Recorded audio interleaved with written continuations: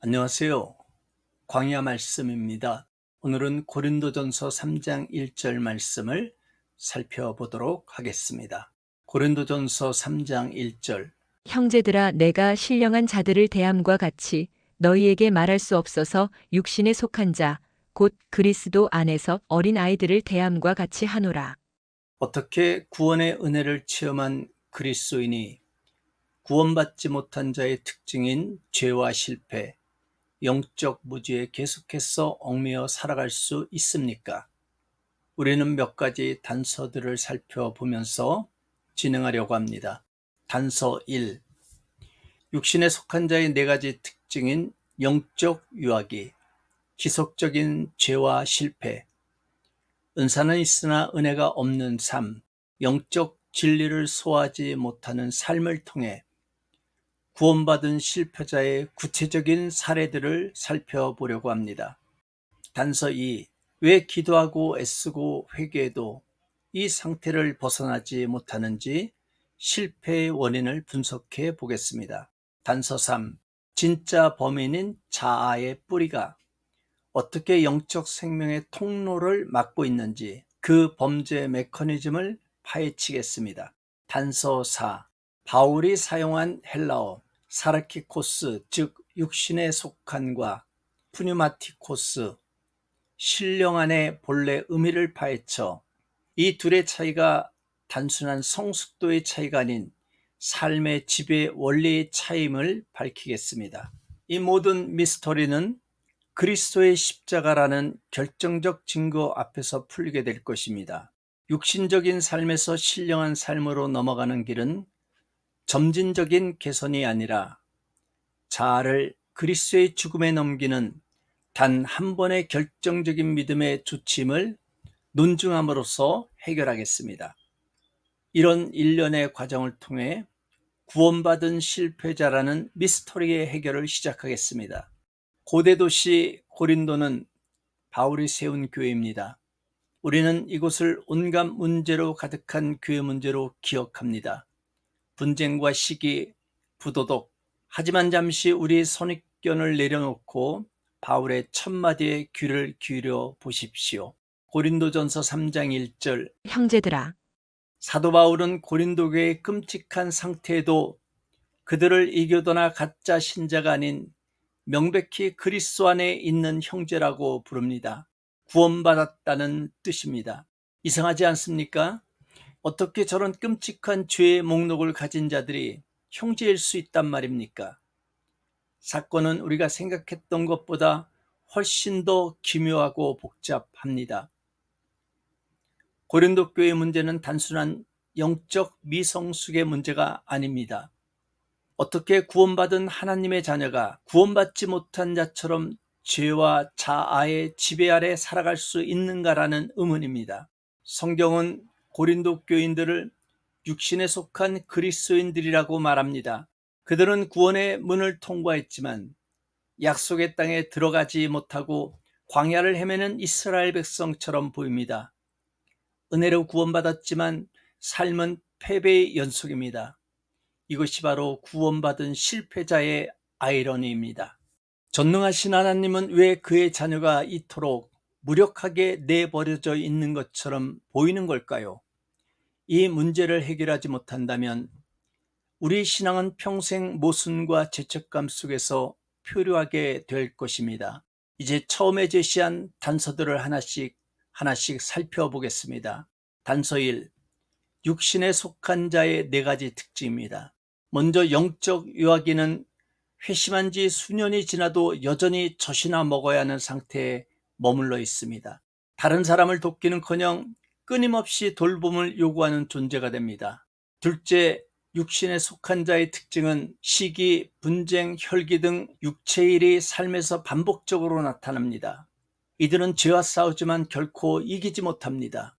세 번째 특징은 그들에게는 방언과 같은 성령의 은사가 나타날 수 있습니다. 그러나 삶을 거룩하게 만드는 성령의 은혜, 즉 겸손과 사랑의 열매는 현저히 부족합니다.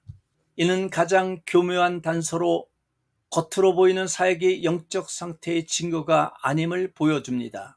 마지막 특징은 깊은 영적 진리를 받아들일 능력이 없습니다. 단단한 음식을 주면 오히려 해가 될 뿐입니다. 이 네 가지 특징은 하나의 결론을 가리킵니다. 그들은 구원받아 새 사람이지만 그들을 지배하는 삶은 여전히 옛사람이라는 것입니다. 단서 2. 가장 안타까운 점은 고린도 교인들은 자신의 문제를 해결하기 위해 부단히 노력했다는 것입니다. 현대적 표현은 이렇습니다. 나는 꾸준히 싸웠습니다. 나는 꾸준히 기도도 했습니다. 계속 울어도 보았습니다. 그러나 내게 전혀 도움이 되지 않았습니다. 이것은 결정적인 단서입니다. 왜 선한 노력이 실패로 돌아갑니까? 고린도 교인들은 개별적인 죄인 증상에만 집중합니다. 그러나 질병의 뿌리는 건드리지 않습니다. 독초의 열매만 따내려고 했을 뿐 독초의 뿌리는 그대로 땅속에 남겨둔 것입니다. 단서 4. 사도 바울이 사용한 육신에 속한 이라는 헬라어 사르키코스는 단순히 몸을 가리키는 단어가 아닙니다.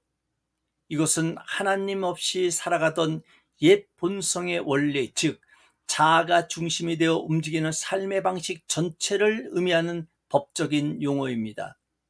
성령님을 모셨음에도 여전히 자아의 통치를 받고 있는 모순적인 상태를 알리는 용어입니다.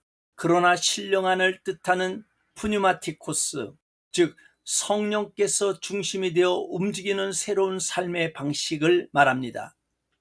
따라서 이 둘의 차이는 성숙도나 노력의 정도가 아니라 누가 내 삶의 보좌에 앉아 있는가라는 통치권의 문제입니다.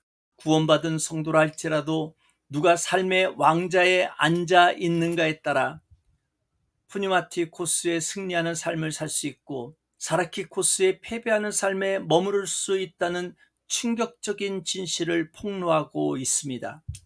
사르키코스의 삶은 내가 왕이고 프리마티코스의 삶은 성령님이 왕입니다.